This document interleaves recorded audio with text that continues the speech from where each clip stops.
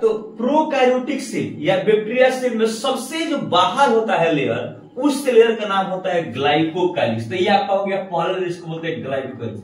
ये सबसे बाहर होता है और सबसे थिक होता है, सबसे मोटा होता है। ठीक है, कितने प्रकार का होता है, इसका घटक क्या होता है, इसके बारे में समझाया जाएगा। अभी समझिए, बैक्टीरिया सेल के सबसे जो बाहर होता है परत, इसको हम लोग बोलते हैं ग्लाइकोकाइलिक्स। सेकंड जो परत है, इसको हम लोग बोलते हैं सेल वॉल। सेल वॉल, इसको हिंदी में बोलते हैं कोशिका भित्ति। हिंदी में क्या बोलते हैं, कोशिका भित्ति। और थर्ड जो परत है, आप यहां पर देख रहे हैं, इस लेयर का नाम होता है सेल मेम्ब्रेन। इसको हम लोग बोलते हैं सेल मेम्ब्रेन। इसका हिंदी होता है कोशिका झिल्ली। क्या होता है, कोशिका झिल्ली। अब देखिएगा साथियों, सेल मेम्ब्रेन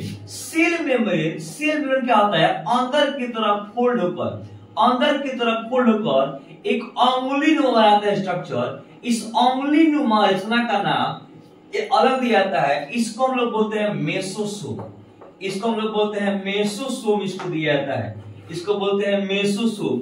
तो पहला आ गया ग्लाइकोकाइलिक्स, दूसरा सेल वॉल, तीसरा सेल मेम्ब्रेन, चौथा आपका मेसोसोम हो गया।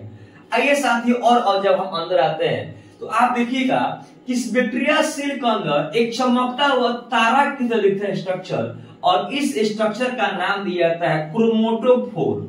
इसको बोलते हैं क्रोमैटोफोर बोलते हैं। क्रोमैटोफोर क्या होता है, इसका कंपोजिशन क्या होता है, इसके बारे में समझने का प्रयास करेंगे बाद में। अभी समझिए, ये तारानुमा स्ट्रक्चर का नाम होता है क्रोमैटोफोर। आगे बढ़ते हैं साथियों, बैक्टीरिया सेल चूंकि प्रोकैरियोटिक सेल है, तो इसमें तो केंद्रक होता नहीं है, तो केंद्रक के जैसे एक यहाँ पर आता है स्ट्रक्चर, और इस स्ट्रक्चर का नाम होता है न्यूक्लियोइड। इसको हम लोग बोलते हैं न्यूक्लियोइड बोलते हैं साथियों। ये न्यूक्लियस नहीं है, लेकिन न्यूक्लियस के जैसा स्ट्रक्चर, इसको हम लोग बोलते हैं न्यूक्लियोइड। आगे सब समझिएगा, कभी कभी न्यूक्लियोइड जब काम नहीं कर पाता है, तो उसके जैसे एक और पाया जाता है स्ट्रक्चर, जिसको हम लोग बोलते हैं प्लाज्मिड। क्या बोलते हैं साथियों, इसको हम लोग बोलते हैं प्लाज्मिड बोलते हैं। तो आप पहले देखिए, तो ये आपका हो गया 6 स्ट्रक्चर न्यूक्लियोइड, 7 का हो गया आपका प्लाज्मिड हो गया। आगे आते हैं साथियों, बैक्टीरिया सेल चूंकि प्रोकैरियोटिक सेल है, तो इसका अंदर जो पाया जाता है राइबोसोम, इसको हम लोग बोलते हैं 70S राइबोसोम।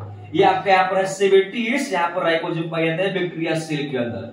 आगे और समझने को पाए जाते हैं, ये आपका 8वां स्ट्रक्चर हो गया। आगे समझिए साथियों, बैक्टीरिया सेल चूंकि प्रोकैरियोटिक सेल है, तो इसके अंदर यहाँ देखिएगा एक इंक्लूजन बॉडी होता है, तो इसको हम लोग बोलते हैं इंक्लूजन बॉडी। यहाँ पर ध्यान दीजिएगा, इसका अंदर बहुत सारे पार्ट पाए जाते हैं, तो ये हो गया आपका इंक्लूजन बॉडी। इसको हम लोग बोलते हैं इंक्लूजन, ये आपका बॉडी हो गया।